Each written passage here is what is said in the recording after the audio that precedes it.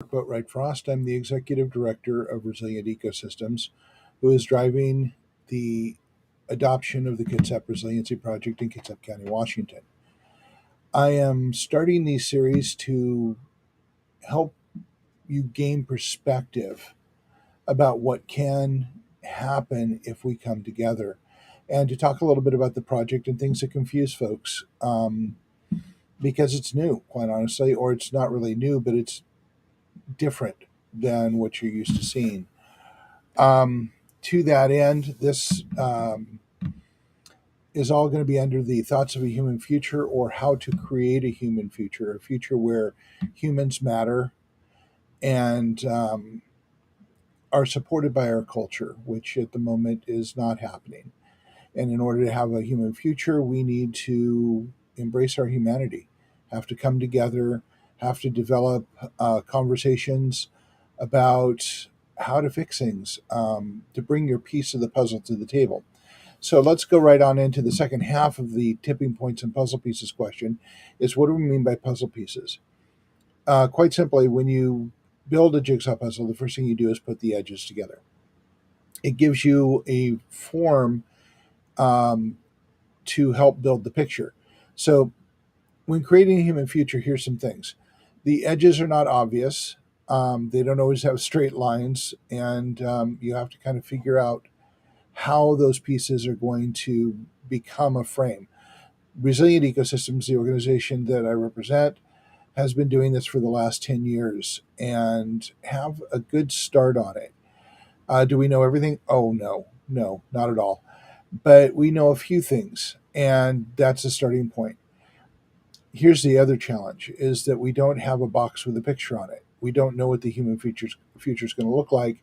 We rely on people to bring their puzzle pieces to the table to start filling out what the picture looks like, so we can start getting an understanding of what the future can be and what it's going to take to get there. So, a conversation I had this morning is, when you have an idea, and we've all seen it on Facebook and social media, these interesting ideas and clean technology and everything else, but we'll never see them adopted, because unless you have the will of the people, you need to have the money, and the money just isn't there because it has to come from the government or corporations, which goes back to the will of the people. So either you have money to roll out a project that could be high risk because it's not the same as everything else, or you have people driving the project because of a need and resources are found. So this is the way we look at things. We need people to come together. We need to look at the issues. We need to have deep discussions with each other and find out what is broken, what needs to be fixed, and bring people together to fix it. I know that's very simplistic, but I'm keeping this very short. If you want more information on that, please take a look at our website at www.reseco.org, or you can take a look at the Tipping Points and Puzzle Pieces podcasts done every Wednesday on the Conduit Network. So everyone has a piece of the puzzle. This makes the puzzle very diverse and yet inclusive in the way we look at things. And we need people to bring their pieces because I know very little. The people on my team, between us, we know a little more, but not a lot.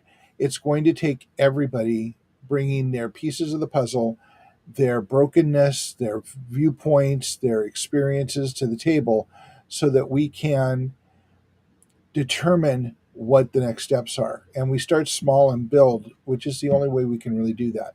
So, why are we doing all of this? Well, let's go back to the first part of the question, which is tipping points.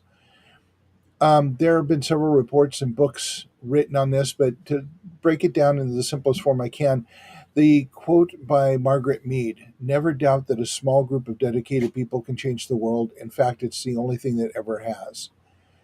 That's science now. We understand it to mean that somewhere between 10 and 20% of the people start moving in one direction, other people follow, and change occurs. And this is change that has continuity to it, that will continue to change and modify until we get to a place where the world is different, or our community is different. It can be small or large.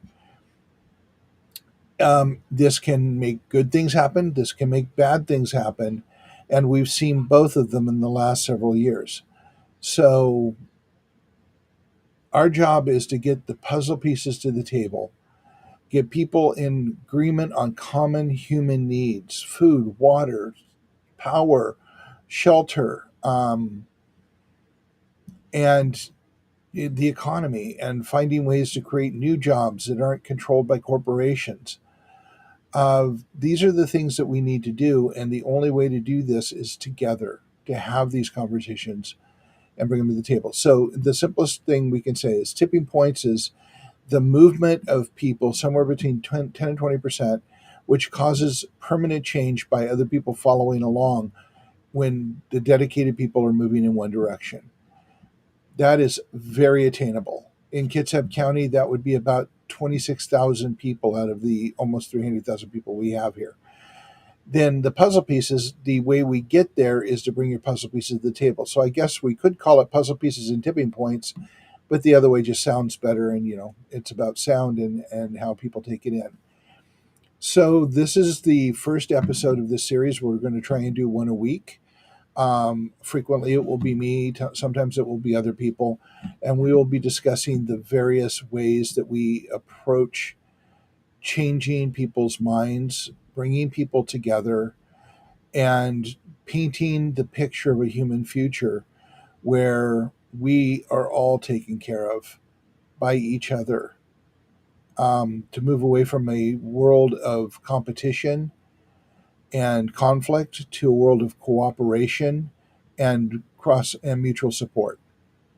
We do this by focusing on the neighborhood first and building from there. Small to large, let's lay an infrastructure of humanity and build on it. Anyway, that's the thought for the day. You have a wonderful day and enjoy the sunshine. Take care.